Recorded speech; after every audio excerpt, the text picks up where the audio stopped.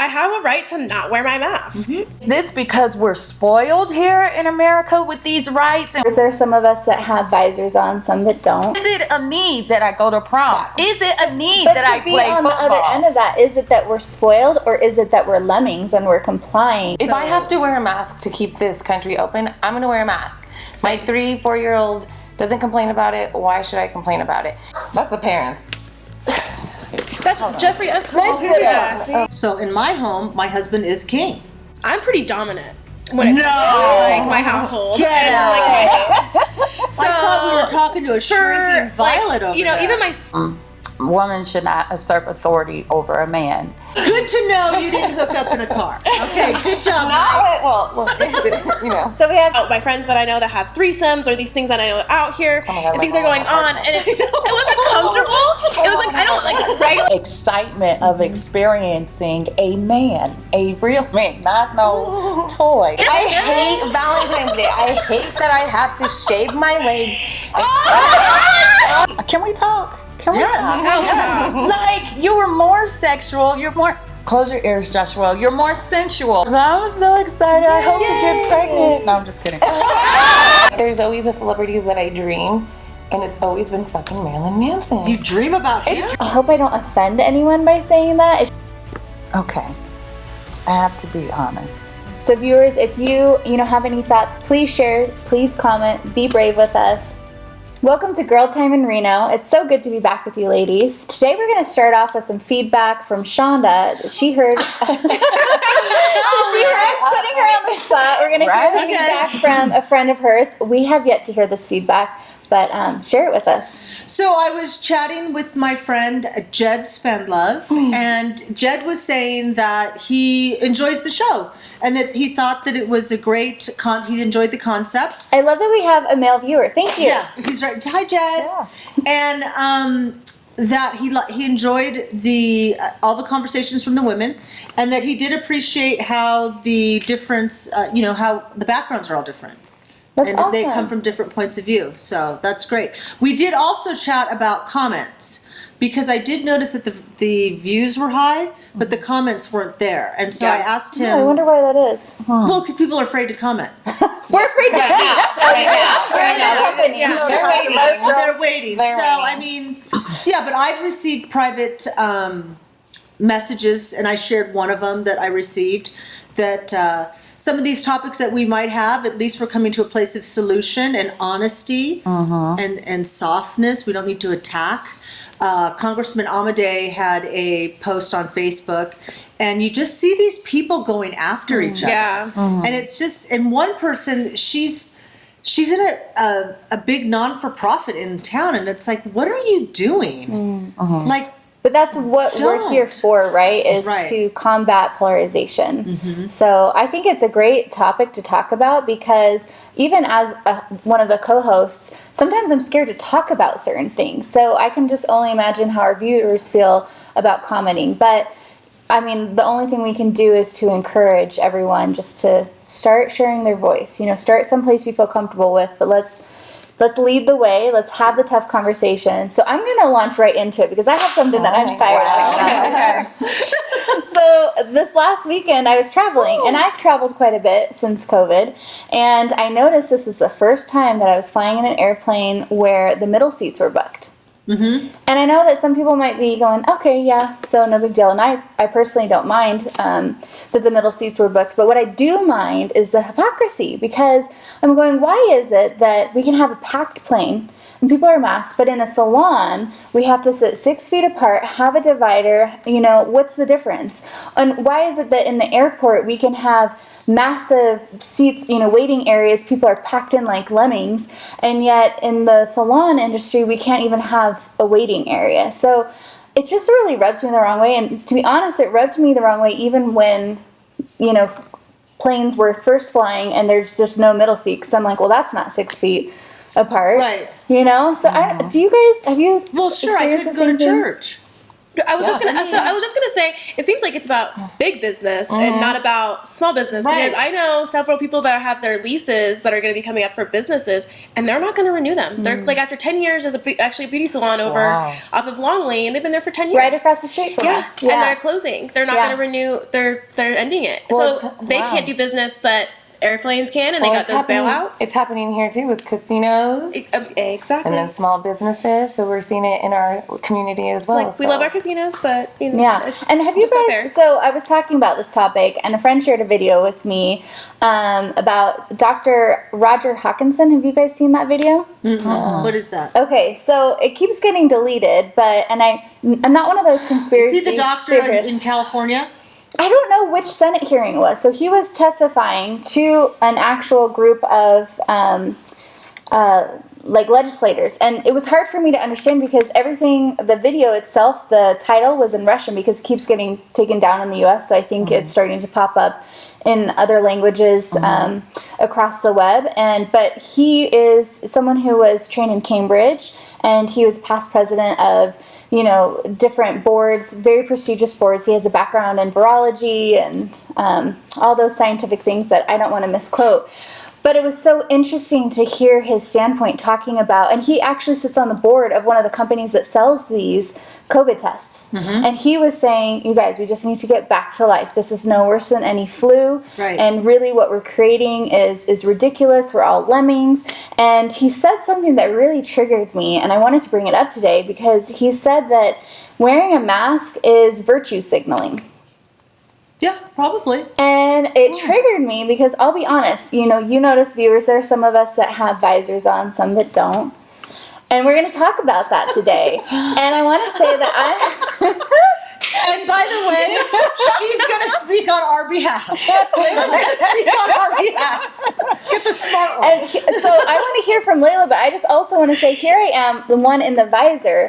And outside of doing the show, I wouldn't normally wear this visor, but I feel this sense of responsibility for the business that I represent. You know, I have a salon in South Reno, and I don't want me coming on a show and not wearing a visor, even though, I mean, who knows what they do, but I don't want it to negatively impact my business and therefore negatively impact my artists. So it's this whole thing, but in my mind, it is virtue signaling, and there's a lot of shame around it, even though, you know, outside of our lives, we could have a different viewpoint when we're in certain settings. And it would be different if we were in a room full of people that said, hey, I don't feel comfortable with, you know, people not being masked. Then it's a common courtesy thing.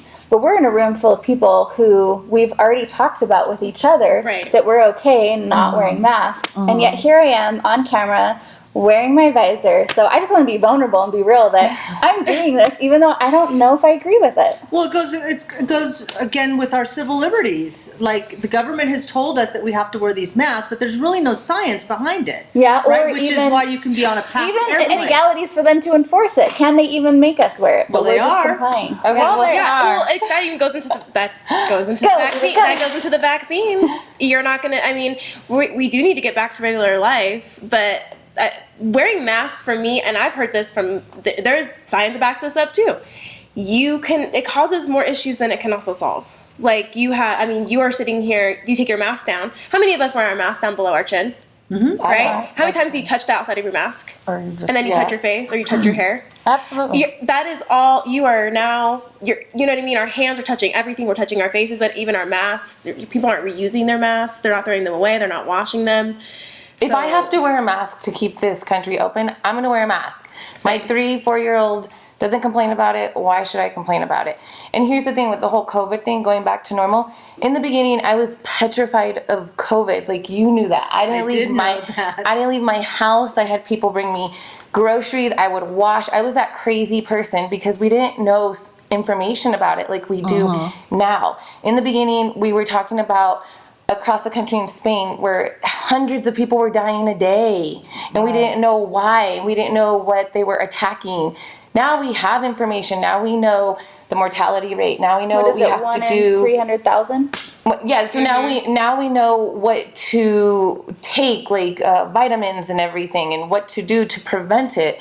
So if wearing a mask for right now until people get vaccinated or they get the antibodies, I don't mind it because I've been around somebody that had COVID and I had the mask on and I didn't get it, and I'm pregnant.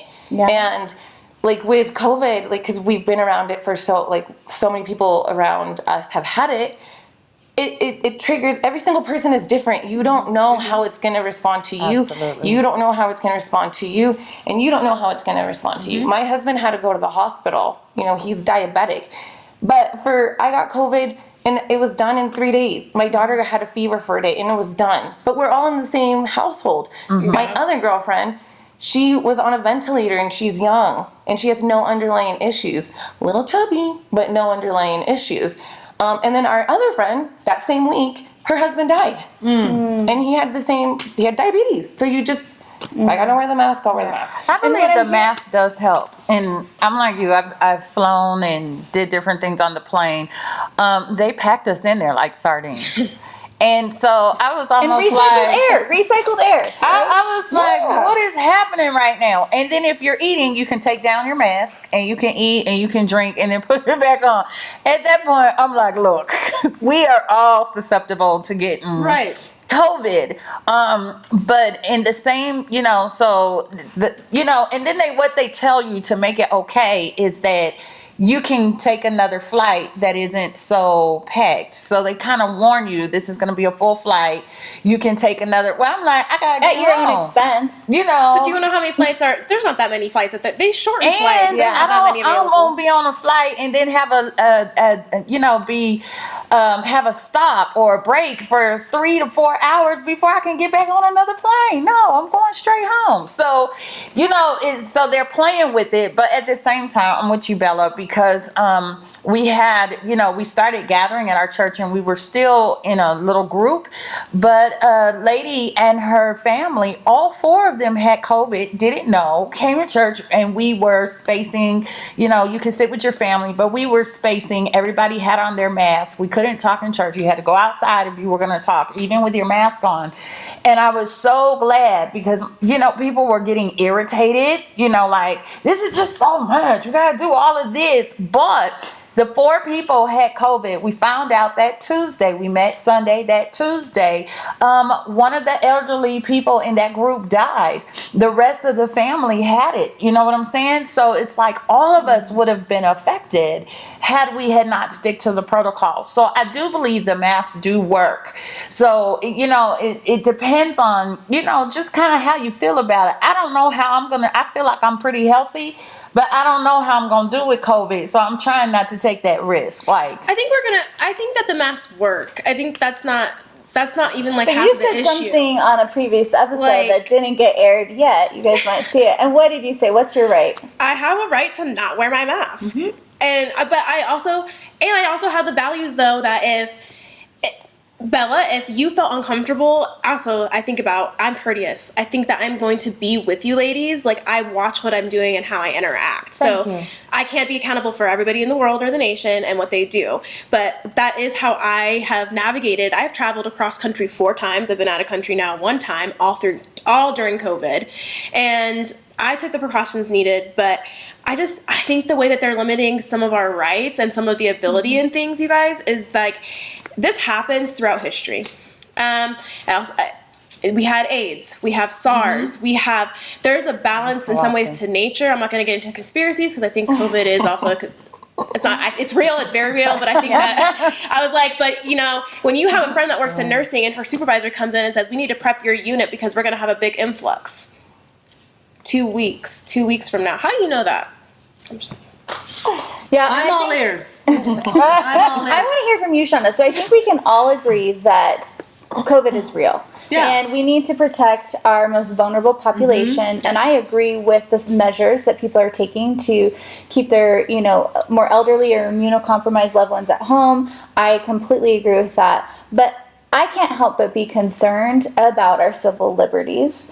And I'm curious your take on that, Shonda. Well, I'm very concerned. Well, there's a lot of concerns, but something that's breaking my heart are football players and baseball players. All these young athletes in high school that have prepped their whole life, got all the great grades, and guess what? They weren't seen. They get to try out for any, didn't get to perform for scouts because no one was being seen. So they're missing out on universities. Some programs dropped their entire program, even though they awarded scholarships. A bunch of Ivy Leagues had to drop their sports programs, and people lost their. Well, and that brings us to the topic. I remember Marva talking about how prom was canceled and how it's really affecting our youth being so isolated, having things that they were looking forward to canceled. And so, what's the greater good? You're protecting someone from the flu, a 1 in 300,000 1 in 300,000 death rate. But what's the death rate? What's our suicide death rate? And it's heart disease. What about diabetes? Let's go. How many students died in Clark? Or they killed themselves in Clark County? There's a number. I think there was something like 17. Ash, do you know? Is it 17? Yeah. So I mean, it's crazy. But these kids, high school's a big. As someone that came from a low income neighborhood, I can tell you high school was really important.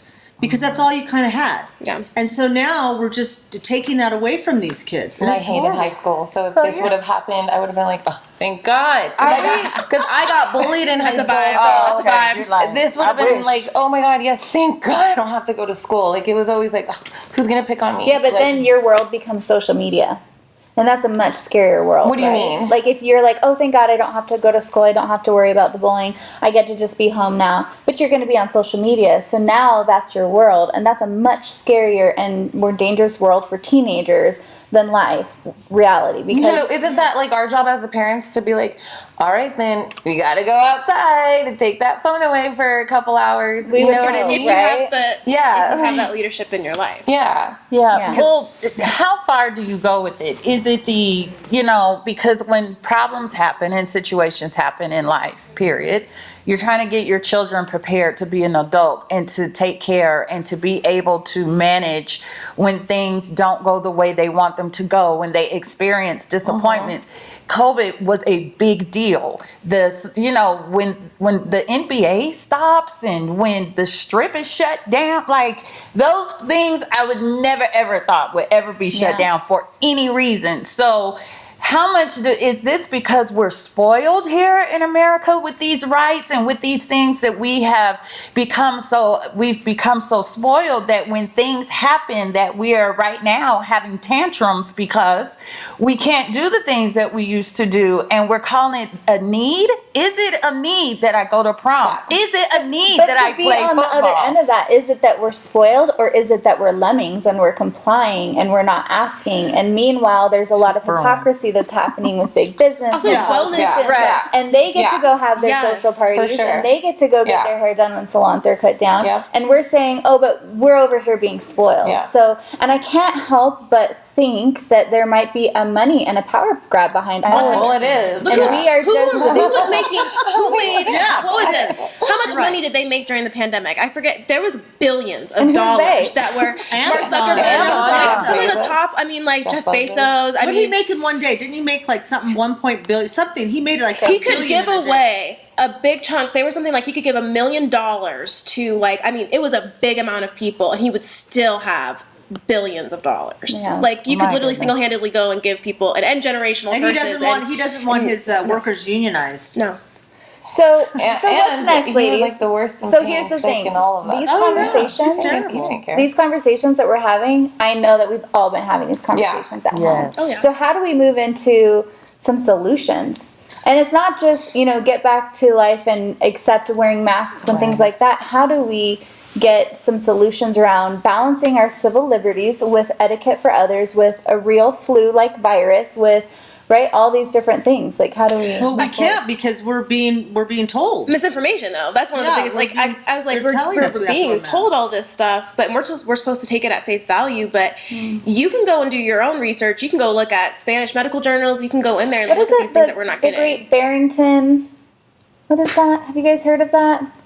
It's like the Barrington. Oh my gosh! Ash, what's it called? Barrington Declaration. The Barrington Declaration. There are something like 100,000 doctors and specialists, and I mean not just your rinky-dink rural doctor, but some really prestigious. Not that rural doctors are rinky-dink.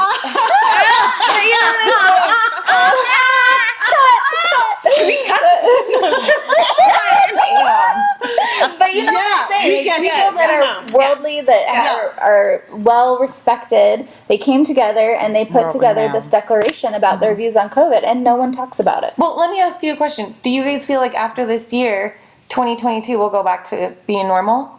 After, now that there's a vaccine, I don't even think we should go back to the full normal, but I think that we'll start to see us ease into we'll travel into a way of balancing it and understanding. Once we have a better understanding of COVID, like we did of SARS, like we did of many other diseases. What's a full normal? And we have 1 minute left, ladies. So, what is a full? That's a good question. That's why I feel like if we've already done 1 year. 1 year's almost down. Yeah. Like for me, like I said, wear the mask. We're almost there. I feel like we're almost to the end. And then guess what? Then I could throw that damn mask away, and it will just be another story for my daughter. But are we later to the end? Here we are a year later, and still our salon's at half capacity, and we're being affected. And I will say that what is the new normal? I mean, they've just learned that we will comply.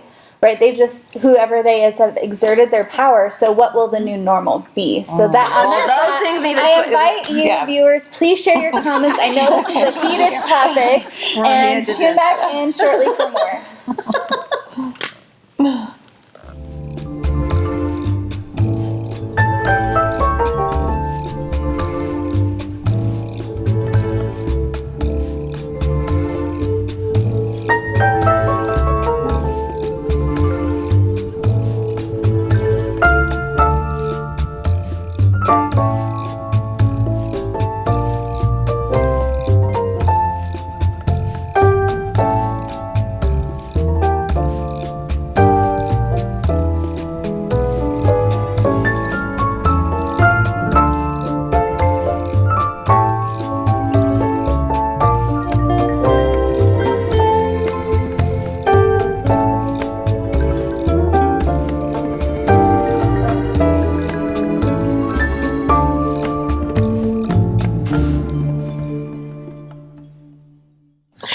And welcome back.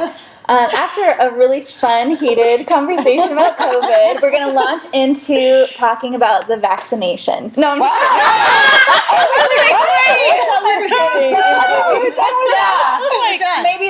Maybe later. Stay tuned. But no, Valentine's Day is coming up, ladies. I mean, we all know this. I wonder how many men watching this remember that Valentine's Day are coming up. Bella, you shared a really interesting statistic about the amount of money that people spend on average for Valentine's Day. Do you want to share that? Yes. So the average person spends $165 on Valentine's Day. Obviously, men spend more, right? $231, and women $101. But what I found interesting is that because of COVID, a lot of I don't know how the whole restaurant business is going to work, but that they're going to be probably doing dinner at home.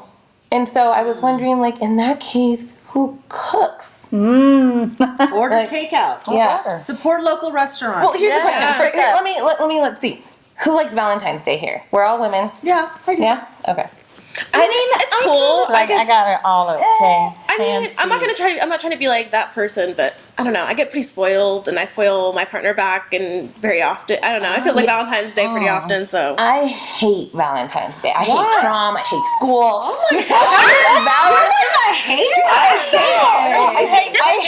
Valentine's Day. I hate that I have to shave my legs on that day. Like, why can't I wake him up at 2:00 in the morning and he'll be so much more happier with a little surprise? Why? Like, when I did just because flowers. But here's the thing. I expect flowers, but that's it. Like going to dinner. You get horrible service. It's expensive. Yeah. Marva, you were nodding your head that you're excited about Valentine's Day. Yeah, you were. Tell us more. Yes, I love Valentine's Day. So my husband and I, first of all, we were friends for a long time, and Valentine's Day was actually when we connected. We actually went out with a group of friends, and we were just hanging out, and that's when he made his move on me. And so, see, that's different though. So it is like our other anniversary. We treat it like our other anniversary. But growing up, Valentine's in the house. My mother and father, we did Valentine's as a family.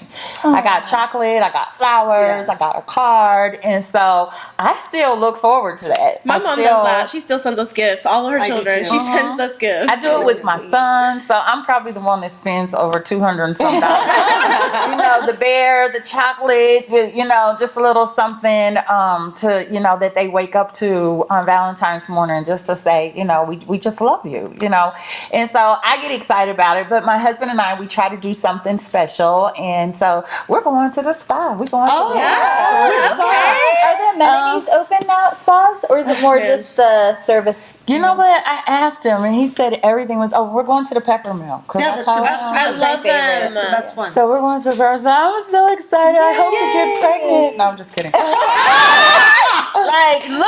Like fun. Yeah, I'm like ready, and just to get a break, from because can we talk? Can we talk? Yes. Like you were more sexual. You're more. Close your ears, Joshua. You're more sensual when you're away and you don't have to think about work and you don't have to think.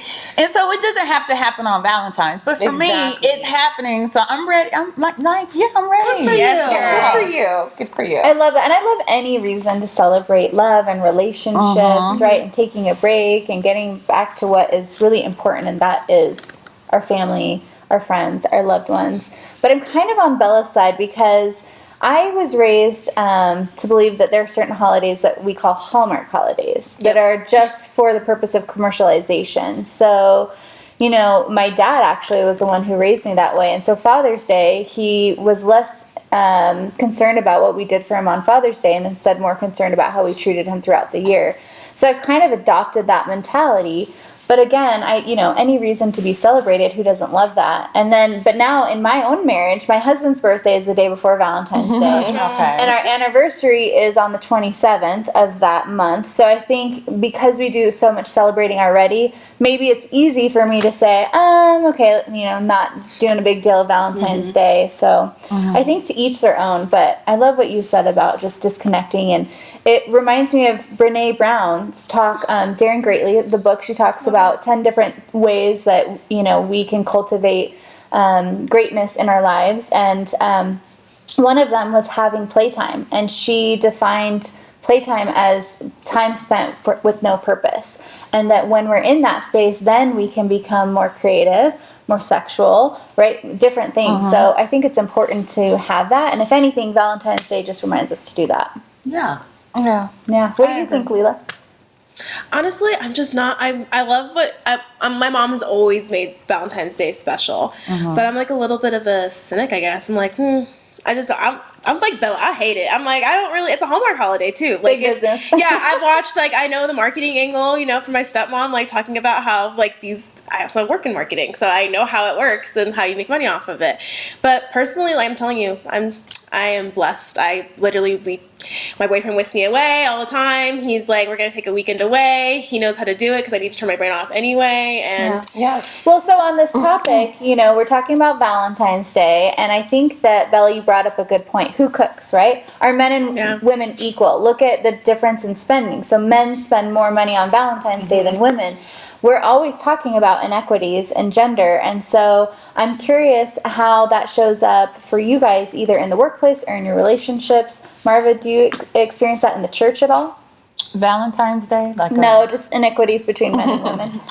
Oh, well, yeah. I mean, it's kind of like... She took a breath there. Yeah. Oh, yeah. Like, we're going in there again. I'm like, wow, yeah, it is something that you experience. I think, I thought about this topic during the week, and we were talking a little bit in our chat about, just motherhood and how we feel about motherhood and the career woman. And, what really came to mind is that women, we birth more than babies. And I think when we just put it in a box of, you can only do this, you should be a good mother, and you should just only focus on this, and that should be your first priority and your first love, that you really take away from all that women are.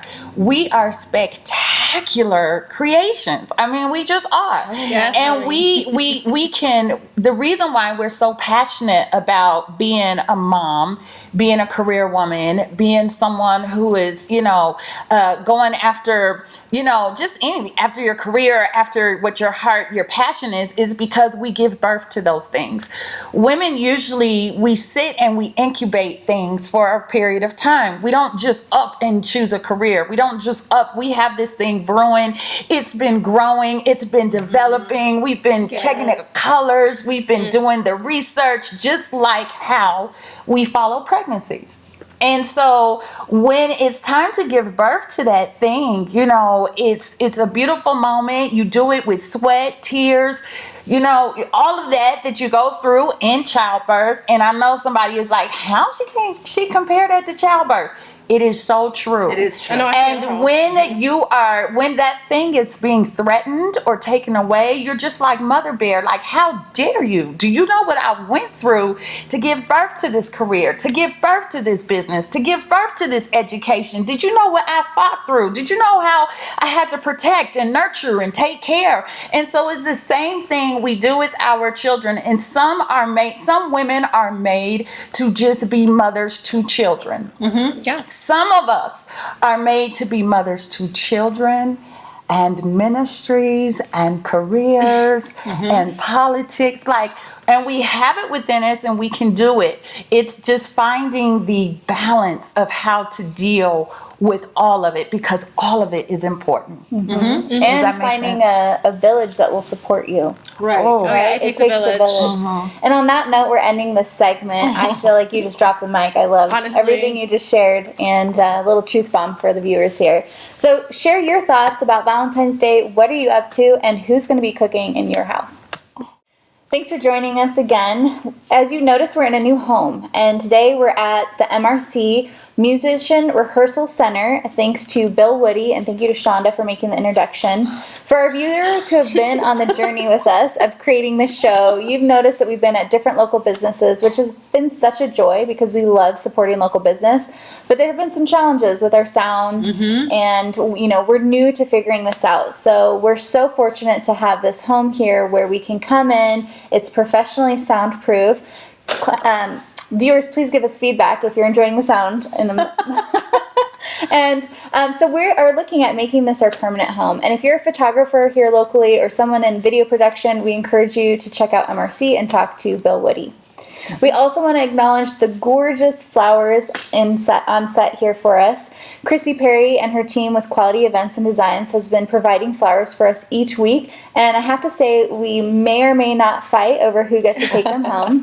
Chrissy, you are so talented. You always do such a beautiful job. Thank you for always supporting local. Thank you for always sharing your creativity, and we just can't thank you enough for being a part of this journey. Viewers, if you're looking at these gorgeous flowers and we're talking about Valentine's Day, hopefully that's your cue to reach out to Quality Events and Designs to order your February 14th special Valentine's Day flowers for your loved ones.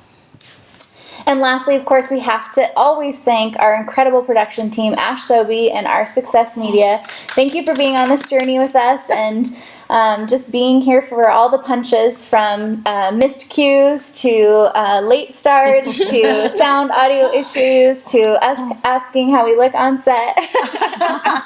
It's been a fun ride, and we just appreciate you being on this journey with us. So thank you. And I just, we have just a couple minutes left of this segment. I really want to dive more into this topic of gender equality, because I loved what you said, Marva, about women giving birth to ideas. And we ended talking about it really does take a village. And I know that we started the initial conversation and me asking you about how does that show up for you in the church. So do you feel like you're able to give birth to your career in the church? Is there a place for women leaders in ministry? We have a place. Okay. I have to be honest, right? So safe place. Please, yeah. We have a place as far as career. We can go out into the world and be everything. But when it comes to being pastors and leaders in the church is where we get kickback. I always talk about, when I'm confronted with the men, I was like, how is it that you can take my money after I'm, successful out in the world, you'll take my money. But when it comes to here and saying that God has called me to this, it's like, no, that can't be, because this is a place only for men. And so, but I can do it, and I'm doing it, and I'm even more efficient than some of you, to be honest. So, the work of ministry, right? Ministering to all. Well, half the people in the world are female, if not more. So, right? Well, she does it on Facebook during the week at 9 a.m. Yeah, I tune in. I love it. I'm just saying that the gentleman saying, "Oh, this, you can do up to this point, but you can't go beyond that because only men can lead." But who are men shepherding? Men aren't only shepherding men; they're shepherding women. So maybe we need some female leaders in the church. And I'm curious though, what is the biblical what is their reasoning behind saying, "Oh no, you can't be a pastor. You can only get to this point." What doctrine are they? The husband's king. So, right? It's in the Bible. The husband's king, and he love your wife, but do not just adorn her with rubies and gold, right? But take care of your wife. So is the husband is the head of the woman, okay? And so, but what they use is, but I'm like, what if I'm not married? But they use the scripture that says that woman should not usurp authority over a man.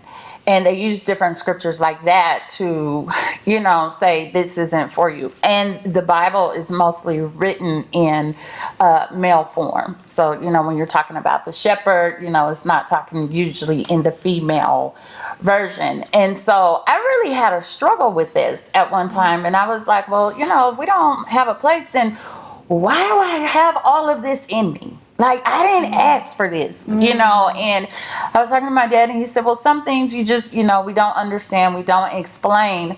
But there's a parable where Jesus is talking to the disciples, and they're saying, you know what, these people are going out, and they're trying to do the same thing we're doing, Jesus. They going out helping people, they're trying to pray for the sick and all of this. And Jesus looked at them, and he says, well, if they're for us, they're not against us. And he said, leave them alone. And so I say the same thing. If there is a woman that is going out there helping people, providing what they need, breaking down the word so that they understand, helping and building families and marriages, and helping those that are coming that says, look, I want to be a part, I want to be Christian, and they're doing that, why stop them? Like, do we really think that Jesus would be here and he'd be like, don't do it. You're a woman, don't help them. Don't do it, because wait till a man comes along. Well, what if that man doesn't come along? But listen, I don't need the man to come along in the first place, but also they wouldn't have their place because I give life. So, where there's a huge need, and that is in the prison systems. And I just I felt called to do that. That was one of the things that I wanted to do before Golden Tampon. To go minister in women's prisons? Because they need to know the story. They need to know, like Mary Magdalene, that she was a sinful woman, and Jesus cast out 7 demons from her, right? And she turned her life around, and she was devoted to him. And they need to see. So my version is, I always thought that maybe she was probably a prostitute, right? And so, because the Bible changes as the English language evolves, there's so many different versions of the Bible. So I think in the prison system, that would be a great place to go in, because these women need to know hope, right? I've tried to go in and share my beliefs in recovery houses, and there's a pushback. They don't want you talking about God. What? Wow.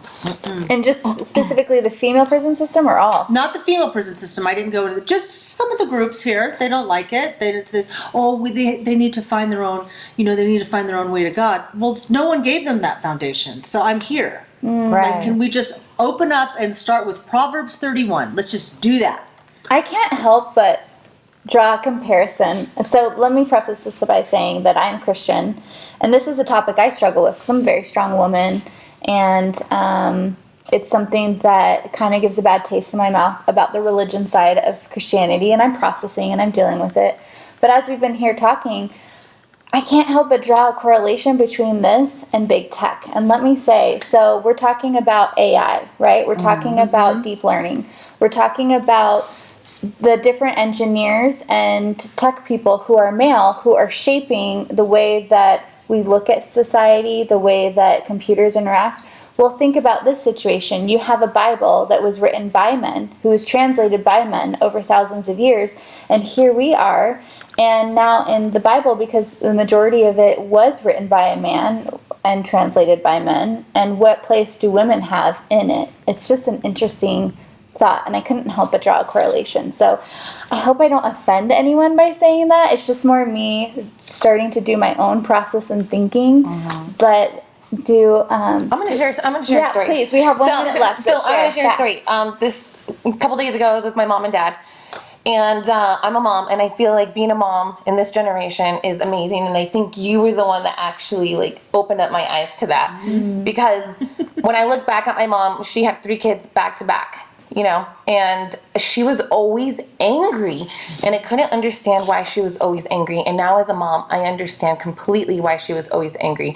She had to get up with the kids, she had to cook food for the kids, and then later on she had to clean the house. And once, if you've got kids, you realize that once you clean that house, 2 seconds it's dirty again. Then she like had to make food again, clean up the kitchen again. Then she had to have food for my dad. And my mom never had the liberty to just get up and go. Get up and say, I need a break. Get up and be like, I need to go get my nails done. Right. That didn't happen. Like as soon as my dad got home, served everything. Served him food, had his all his clothes like nice and ironed. We're going to go past time. Keep going. Had his clothes ironed. And when I look at her, I said, Mom, you had a harder job than my dad. And sometimes it's hard for my dad to hear that. But I'm like, Dad, you got to leave. You were maitre d' at Caesar's Tahoe. You were with celebrities and hanging out back in that day. And then you would come home, and my mom, like, my poor mom, like, now I get it. Now I understand. But we have had such a good, comfortable life, and it's all because of my mom. And now when I see her with my daughter and I see all that love and everything, it's really because I'm not blaming my dad because he provided such a great life, but it is because of my dad. It is because he was the macho man in the house, the one that came home and he worked all day, and once he got home, he got to eat and got to go to sleep. You know, so I almost feel like now women are having that voice, and we're able to do all these things as mothers, and now I see my mom, and she's kind of doing her own thing, and I'm like, yeah, Mom, yeah. But it's hard for my dad to kind of let her, you know, do her thing, you know. It's like different generations too. If she wants to do this pyramid marketing thing, let her do it. If she wants to be on the phone and sell vitamins, let her do it. You know, for. But why does she need to be let? Because it's something. It's a culture, and it's a respect thing. It's a respect thing. Yeah. So you represent the Latinx culture a lot in our community, and a large percentage of Latinx are Catholic. Is that right? Mm-hmm. Yeah, Catholic Christian. Catholic Christian. Yeah. Is your family Catholic Christian? So I was raised Catholic, and now I personally am Christian, but my parents are really hardcore Catholic. I know that causes like a lot of division for certain families. It's the Bible. Yeah. It is the Bible. So how do women show up in the church, and are they able to preach, or what's their role in the Catholic? I can't tell you in the Catholic, so I think in the Hispanic Catholic, I don't. I can't. But you know, I'm Catholic, and I've gone to the Christian. I attend Christian church now, but I consider myself to have a Christian marriage. Both my marriages were. So in my home, my husband is king, and I mean, I would probably be your mother if it was back in the day, right? But certainly I have my own voice. But my husband he's the man of the house, and I honor that. And so we're very traditional in that, but that works for me. Yeah. This is my choice to be traditional and to serve my husband and to ask. You know, I mean, I don't have, like for purchases, I don't have to ask. But if I want to go buy a handbag, I don't just go, oh, I'm going to Louis Vuitton. Like that doesn't happen in my house. But it's like, hey, you know, I kind of want a handbag and stuff like that. So it goes back to how wonderful for the younger women now that they can see us, and it is a choice. So I choose to have a traditional Christian home I ask my husband, I dote on my husband, I take care of my husband, and he reciprocates by providing and caring for me, right? And caring for our daughters. So, and it works for us. It might not work for other people, and that's cool too. So I come from a generation, also, I guess I would say a majority of the women in my life, but I'm a woman, I'm pretty dominant when it comes to like my household. Get And, out. like, my husband. I thought we were talking to a shrinking Violet over you know, there. even my sisters, like imagine me, and then there's two identical twins that also are very much like me. But You guys must have a strong mother. and we were raised by a single mother. I didn't have we were raised by a single mother, and she was my mom and my dad. I have my dad in my life now. He's my stepfather, but that's my dad because he full-fledged is my dad. But we were not raised with a man in our home. And we were taught, I mean, I'm not saying anybody is not free thinking here, but my dad was just actually talking about how proud he is of his daughters for being so free thinking. And knowing that and I'm not saying anybody else, what you guys are saying, that you need a man, but he really instituted on that because he goes, oh, you have healthy relationships and the way you navigate because of that. But I'm pretty, I mean, like I dote on my partner and I love him and he returns it in tenfold. But we have an awesome concept, but he just really thinks that, you know, he's the king, I am the queen, but we hold equal. Right. Like, we are the head. Both of us are the head. A man be a man. Yeah, you gotta let a 100. man You be know a what man. I mean? 100. You do. And a woman be a woman. Yeah. Right, and so I was that's like, yeah. very healthy. What's so and it works great for us. It's different dynamics. Yeah, how wonderful that nowadays we can live we can go to the beat of our own drum. Yeah. Yeah. But so when you say, you know, let a man be a man, and we're hearing about the different dynamics in the house, it's interesting to then think about the dynamics in the boardroom. Because when you have a woman coming into a boardroom wanting to be treated as an equal, but he's used to being the head of the household, being treated a certain way. I'm just gaining some clarity on some past Yeah, when does experiences. that turn off? Like, how do they turn that off, right?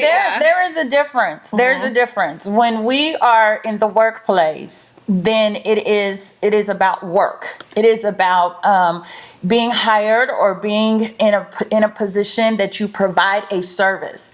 And so if I'm a woman and I'm providing a service that usually a male would provide, but I'm doing the job, then I should be treated with equality, period. Respect the position. It should be the way. But imagine if you have a prince who's born, and his whole life he's told that he's a prince, and he's treated like a prince, and he's prince. And then he goes to work, and they tell him, okay, and now you need to be in the role of a servant.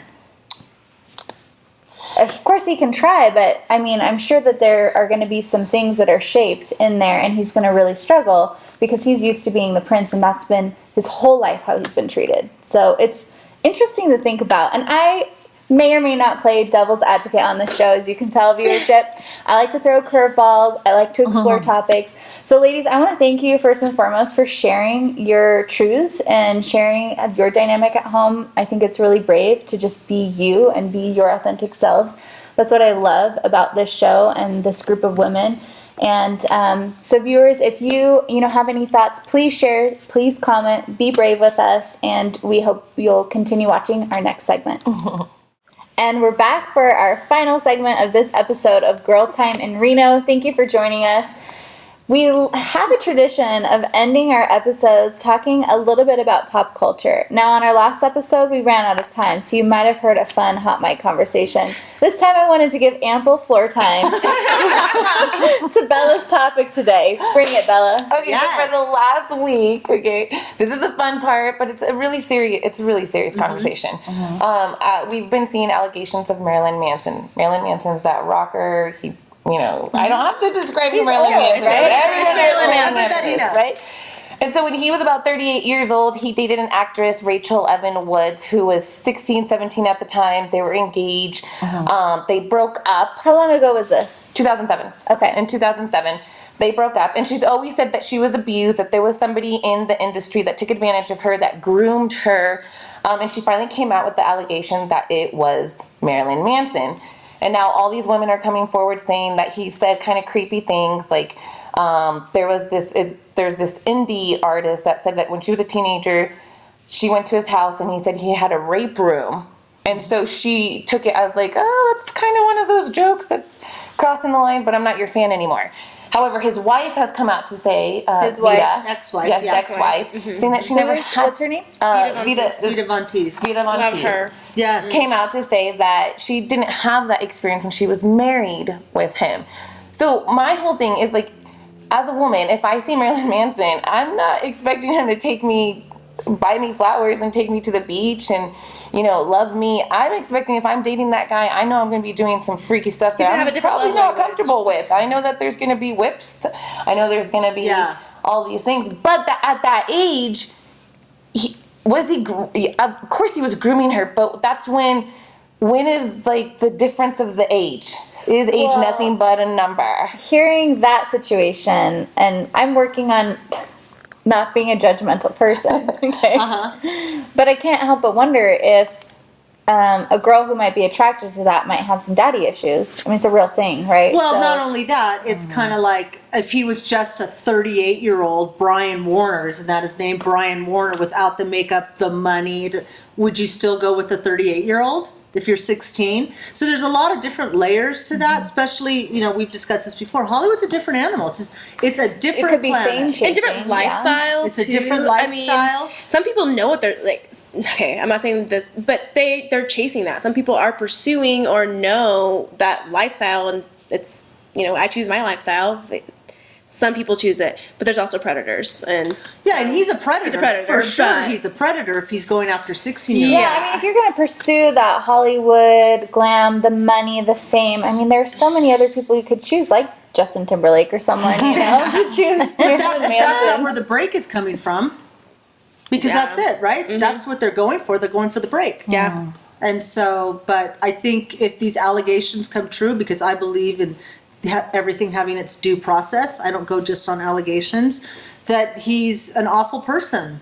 I mean, that's horrible what he's doing to these young girls. And they're very impressionable, taking advantage. Yeah. Can I tell you something? Like, there's always a celebrity that I dream, and it's always been fucking Marilyn Manson. You dream about him? It's so weird. That is weird. It is weird. Like, and here's the thing. You trust like I know. Like, why would I be dreaming of someone else? Yeah, I'm like, oh my God, Because there's so many. I know, but that's because he's everything that I would stay away from. It's almost like there's an evil to him that I'm kind of attracted to him. That, like, I always wonder, like, well, maybe what if he really isn't that guy? What if he really does wine and dine me, and he is just this sensitive type of dude? So I know this rock star guy. I'm not going to say his name, but he's kind of in the same vein as Marilyn Manson, and the whole band is kind of like da-da-da.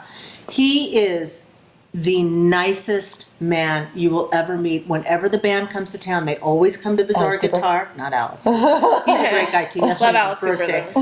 He's a good Christian man. But so if you look at his image and you see him and you think, oh my God, he's so wild, and I knew that he liked porn stars and everything. So when he came to the store and I first met him, I was pleasantly surprised at how lovely he really was. And I'm pretty good, I can tell. And he generally he's a good guy. We're not talking about Marilyn Manson. No, we're not talking about Marilyn Manson. So, I mean, I don't know where I'm going with this, but... looks can be deceiving. Looks can be deceiving, yeah. But would you let your daughter date a 50-year-old guy, knowing that Absolutely not. Absolutely. There's something wrong with him, and good luck getting through can you imagine a 50-year-old coming to meet Greg? So do you think that maybe, like, this actress had just a lot of yes people in her life that why didn't anybody sit her down and say, hey, maybe he's not the guy for you? That's... Because in that world, it is different. Also, maybe she wasn't sharing that. Well, I mean, it was a celebrity. It was a known relationship. Maybe she didn't identify. Maybe she didn't even realize though what what she was like getting herself into. Predators are very good at identifying certain things in people. They can almost it's like they can sense it, and they can capitalize on that, and I mean market it and change it into like their own thing. And so she might not have had the right people in her life to even identify what was going on with her. Because I've been a person in a situation where I've even had my my parents come to me later and be like, hey, I'm like, I want to tell you right now, I was crying out for help. I said, I wish you would have said something. But it's true. They do, people do groom. So I was doing a lot of volunteer work for a weekend for a time, and they do trainings with you, and they teach you about, sex trafficking and how it happens and the grooming process. And it's really sad when you start learning about it. The statistics, the protocols, it starts with, hey, I'll pay for this for you. And I want to take care of you. And, let me do this for you. And then it's, I love you. You're like the one for me. And then it's, if you loved me, you would have sex with this other person for me. And, it just becomes a slippery slope. And you might think, how would anyone ever fall for that? And yet we have an epidemic in our country. Yeah, and fame is so intoxicating. It really is. To be around famous people. We talk about this for the social media. Oh my God, they get treated differently. You feel special in their presence. But see, like my husband, he's way older than me. And I know that when I first started dating, my parents were like, even when I told you I was dating him, he was like, how old were you when you started dating him? I think I was 21. He swooped me up really fast. And how old was he? 36, maybe. He's older, but Mike is the nicest guy. Yeah, like the nicest guy. But when I'm at that age and I tell somebody that my boyfriend has a son that's almost my same age, people automatically were like, my parents were like, like, isn't there anybody else that's your age? And I'm like, no, because men obviously mature. Like, what is it? They mature. They don't fully develop it. They mature slower. So then by the time I was 21, like, we're on the same page. And when you see how much he loves me, like, this man adores me. Yeah. He does everything for me every day. At this point, I'm pregnant. If I asked him to, like, help me, like, bend over and shave and everything, like, he would do it for me. And so that's why it's like that weird grooming, because he has kind of shaped the person I am. Yeah. And I think it's a wonderful person. You might be an exception to the rule. Okay, but that's growth. No. That's growth. That's growth. What you just said, that's not necessarily grooming. That's growth. Yeah. And that's you. I mean, that's normal. But to other people that don't know our relationship, I can understand. Because every time we would go on vacations, my friends that were my age were always like, and then they got to know him and they realized like, he parties just like us. But when they would always point out the age difference. And I wouldn't see the age difference. And now that we're getting older, I don't see it as much. But when I was younger, it was one of those topics that were always brought up. Even when I was going to get married, I had friends asking me, like, this is it? This is like, that's it? Like, he's older, you're going to have to take care of him one day. And I'm like, he's taking care of me this whole time. So if I've got to, then I'll do it. If I was your friend, I'll admit, I think I would have been, just a little judgmental. I'm working on my judgment. Because, I would just wonder, like, what are, like, you're such a great catch, what are you doing type of thing. But, and I also think that there is, a problem with, when 16, 17-year-old, even 20-year-olds sometimes are courted by older guys because, I'm not the same woman that I was when I was 17 to when I was 25. And I had a 25-year-old boyfriend when I was 17, and he was a POS, but I did not even see it. I was just all caught up, and he had this like gorgeous body, right? All this stuff. And now, as I'm older, I look back and I'm like, wow, he was a POS. And what type of guy, what type of 25-year-old guy would be with a 17-year-old girl? Like, really? That's what I ask about 38. You're 38. What are you doing with a 16, 17-year-old? What is the mind? I mean, at 38, like, you're doing things, you've experienced a whole lot of life. What are you doing with a 16, 17-year-old girl? That is just, to me, it's common sense. It shouldn't work. And then I'm going to throw some other celebrities out here. The Michael Jackson, and we have, oh my gosh. Is it Presley? No, it just slipped my mind. R. Kelly. When the parents are into the stardom too, and they're dropping their girl. That's the parents. That's Jeffrey Epstein. See? I'm okay. Mara's up. Hold up. She's at the edge of the seat. She got to the edge. The R. Kelly thing, those parents were obsessed with fame. Yes, I would not bring my little daughter around that man. I don't care if I was bumping and grinding to him when I was a young teen. Well, that's the problem. If you listen to the man's lyrics, and we cannot say, well, that's just what he does, that's what he sings. I mean, if you listen to his lyrics and then you take your daughter and you drop her off and say, we'll see you later. No. We're sitting in the booth. I'm sitting in the booth. You want to record my daughter? Okay, well, we all recording, because I'm going to be sitting and watching every move. No, she can't go nowhere with you. I don't care who you have around you, because she's my daughter. That's my responsibility, right? So I just, that age thing, once you get into 2021 and you're starting, there's some more mature people. I believe I dated someone that was like 38 when I was 23, and all of my boyfriends were actually older, and I actually married younger. So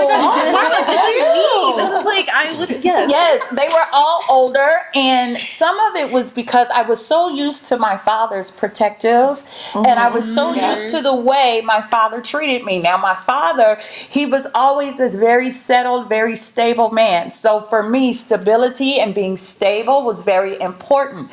I didn't like how, the guys my age, they weren't stable. They didn't know how to treat a woman. Security. My father knew how to treat me. He was very kind. He opened doors. He paid for everything. Yeah. So when I dated men, it was I was looking for that same kind of treatment. That's what I liked, and so that's what I wanted. So so there's a difference there. But when you're talking about, I just keep going back. Why did a 38-year-old man want to hang out with a 16-year-old girl? Yeah, that just the question about did people in her life say anything? It's a predator. Yeah, R. Kelly and the parents that supported that. So maybe the 16-year-old actress had people in her life that were supporting her bid for fame. With so 17 and 23, you'd be okay with that? No, but in the big scheme of things, the age gap is so small later on. Yeah, so I think after a certain age, it's different. But when you're still young, and as women, I want to respect my 16-year-old women sisters, but they're not fully formed yet. Like as far as certain decisions, you have hormones going, the brain isn't fully developed. We're susceptible, and so I probably wouldn't support 17-year-old and 23 as a parent. But it's also an individual decision. I think 18 is very different once you're out of high school. I mean, what is a 23-year-old guy doing with a high schooler? Right. What are you going to go to prom with them? Like, are you kidding me? Mm-hmm. So yeah, no. And I feel like it's also like, it's good. I love that we're talking about this because it doesn't get talked about. And I notice, I don't know, I have amazing mothers here. So I have a question for you guys. Okay, bring it. In my family, my mom has changed some of like how we do things because in our family, her mom, my grandma didn't share things. We have a lot of like even womanly health issues, and my grandma didn't talk about it. That's generational. Okay, so then my mom didn't have the best relationship with her mother, right? They didn't talk about things, and my mom experienced, unfortunately, certain things in her life that she really needed her mother there for that. And my mom started to notice more so like she's a single mom, right? It's very hard. You don't get to notice as many things. My mom was a ferocious protector, but you start to realize that she didn't talk to me about some of the things that she went through. When it could have been, in some ways she goes, I wish I would have, because it was instrumental in some of the things I was going through when I was 18, 19, when I first went to college. So we've kind of started that, we've made it more comfortable, and I'm like, Mom, I'm going to put it out there. I tell her about my friends that I know that have threesomes or these things that I know out here, and things are going on, and it wasn't comfortable. It was like, I don't like regularly talk about it, but for her, she should know the things that I was learning about when I was in high school on the bus. Your children are learning this. We're learning. Yeah, they are. We're around this, and sometimes then you have a friend, Jeffrey Epstein. The reason he was able to keep it going is because he would send this high school girl who doesn't have support, who doesn't have that. And she goes, hey, you know what? You can come over here, and this is what we're doing over here. And then it's like, hey, we're doing this too. Exactly. So then it becomes. But he had a certain type that he would target. He would target women that came from broken homes. And, not just broken homes, though. Some of them weren't. Like Mark, I mean, some of them were like when he could get the girls that came from affluence, he had a type. Yeah. Yes. But when he was in West Palm Beach, they were all just lower income girls. Runaways. Exactly. Yes. Yeah. But parents were trusting him with their children and things like that too. But that's how. But let's go back to the difference in age with men. I'm like Bella. I'm attracted to older men. It has nothing to do with daddy issues, even though I didn't have a dad. Me too. I was attracted to older men calling the kettle black because I was 17 and had a 25-year-old boyfriend. So Is your husband older? He is, yeah. He's 8 years older than me. Yeah, see. But we met when I was 24, 25, and I felt like that was a really good age difference. But looking back at the boyfriend I had when I was 17, who was 25, that was not maybe the best match. Yeah, I wouldn't allow that for my daughters. That I just. What do you do when you have a headstrong daughter like myself, right? That's a girl just to want to have fun. That's a girl that just wants to experience some adult life. You feel, I mean, I'll speak for myself. It was the excitement of experiencing a man, a real man, not no toy, not a little. And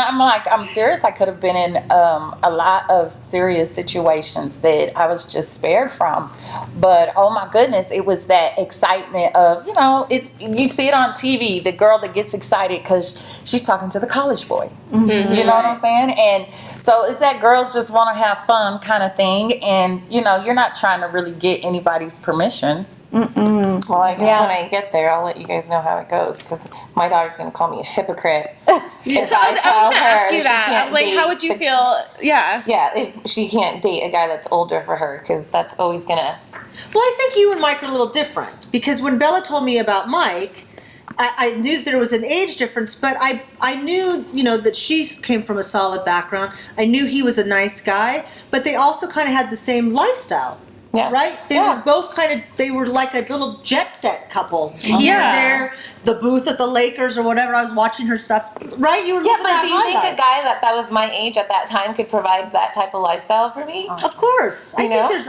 ambitious guys, but that's who you were attracted to. I was, and he's a good man. Yeah. But I agree, though, because I've dated older men, too, and until my relationship now, I'm like Marva, I actually went younger, surprisingly, but before that I was attracted to older, and it's also because of my aspirations, of the goal, of the life I'm doing, and things like that, because they were responsible, they weren't toys, they knew what was up, and they were ready to, older men had that. We didn't have to hook up in a car or anything. Own house. Our time is up. We have to wrap up this segment. Good to know you didn't hook up in a car. Okay, good job. So we have to wrap up this segment, but this brings some really great topics. I think a nice discussion next week about motherhood and hypocrisy is totally in order. So thank you for joining us. I hope you have been enjoying these conversations as much as I have, as I know we have. It's been so fun to get to know you ladies over the last couple episodes. I love all of our diverse backgrounds and thoughts, and we're starting to peel back the layers and get to know a little bit more about each other. So I hope that you will enjoy this episode and come back next week to learn more and share in all these great discussions.